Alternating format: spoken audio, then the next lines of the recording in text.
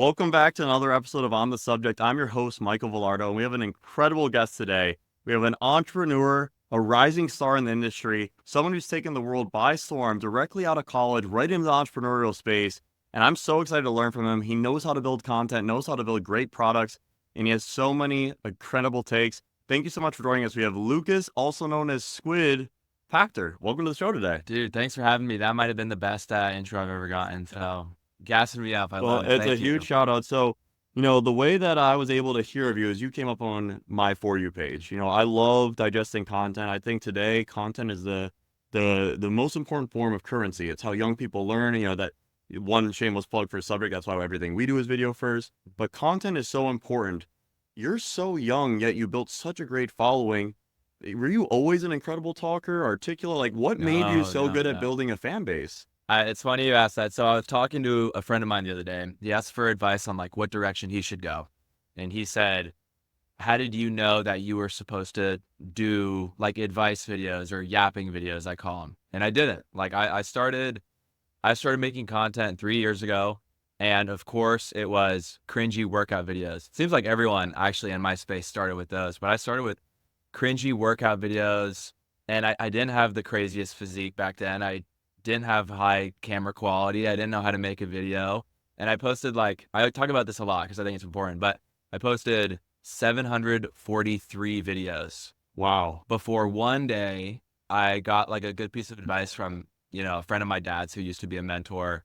And I just made a video on that. And I said, this is what like my mentor told me. And that was the first video to ever go viral.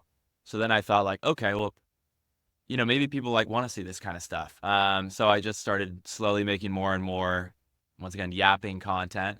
And it's just my takes on stuff, whether it's like business or life or like I definitely don't know what I'm talking about half the time. But the reason I wanted to start making content now is because I'm confident in myself. I think one day, I'll have a good amount of success. So I feel like talking about it after the fact isn't really that helpful, right? So I wanted to kind of document my thought process essentially, but I definitely didn't know what I was doing, still don't know what I'm doing, figuring out along the way. And I think like it's important to say that because a lot of people look at anyone who might be ahead of them and think like, oh, they know what to do, but that's not the case in any situation. And you graduated in 2023. Yeah, just So around you're this a time little last year. over a year out of school. Mhm. I'm so impressed, and I think it's so important.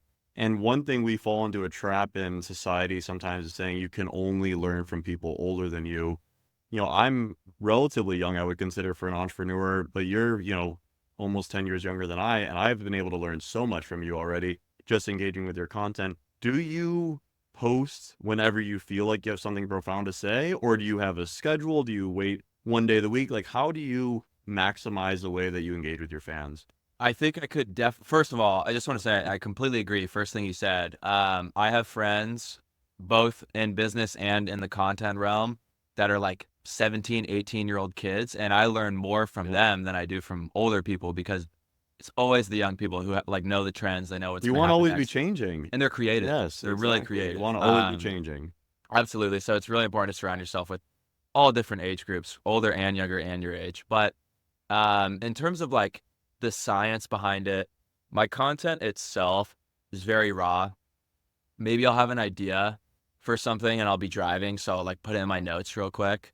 But the content itself is very raw, just talking to the phone. In terms of like the output of it, like how often I'm making content, some days I might make none, some days I might make 10 videos. I try and upload about once or twice a day. I've found that if you miss a couple of days, you get screwed. What time do you need to post that? I don't think it's that important. Yeah. Um, Do you have to engage with a lot of the comments? I'm trying to do a better job recently. The thing about content is I don't think there's a game plan. Yeah, Or just got to go for I it. don't think there's a Hooks on strategy. net. Just like in business, right? Like everyone's business is different. Some people are just really good at it and like everyone they do works out well.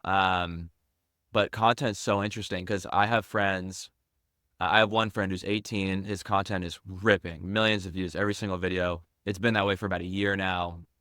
You could tell the second you met this guy, he's going to be a star.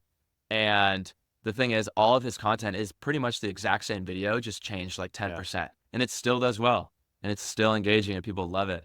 And so at the end of the day, I think the quality of the content is much more important than, what time you're posting at or how many times a day, whatever.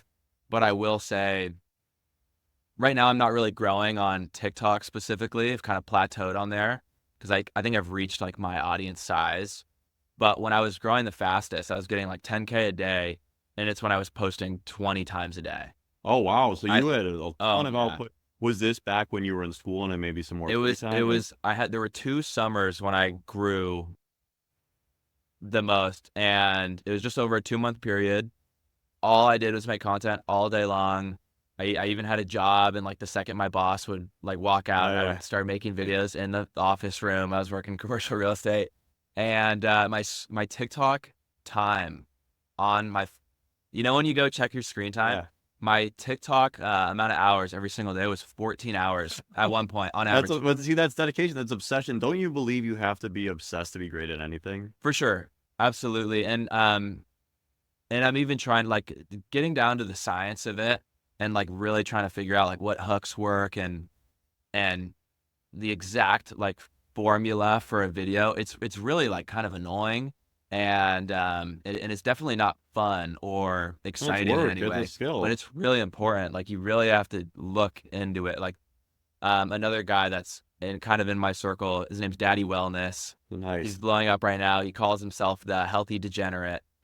Every one of his videos is getting hundreds of thousands of views right now, blowing up. He's probably at 1 million by this point.